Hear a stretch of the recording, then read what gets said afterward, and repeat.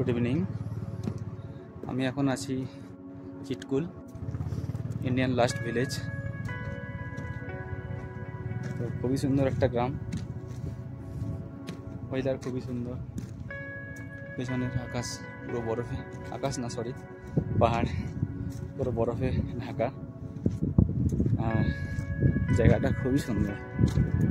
যারা আমরা এক্সপ্লোর লাভার তো তাদের জন্য বেস্ট একটা জায়গা। আমি বলবো একবার হিমাচল প্রদেশ ট্যুর করো বা প্ল্যানে রাখো।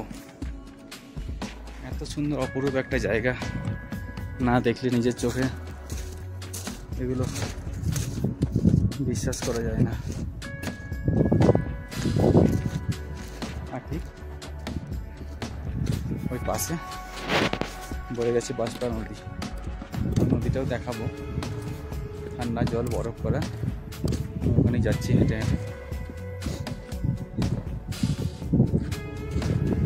ভালোই ঠান্ডা, কিন্তু বিকেল 3:30 4টে মতো চলে যাচ্ছে। সূর্যের কিন্তু ভালোই তেজ আছে, আবার কি ঠান্ডা বাতাস। এটা হিমাচল প্রদেশে ইন্ডিয়ান লাস্ট ভিলেজ চিটকুল। এটা হলো বাঁশপাড়া নদী। আমরা আছি ইন্ডিয়ান লাস্ট ভিলেজ চিটকুল। তো এরপরে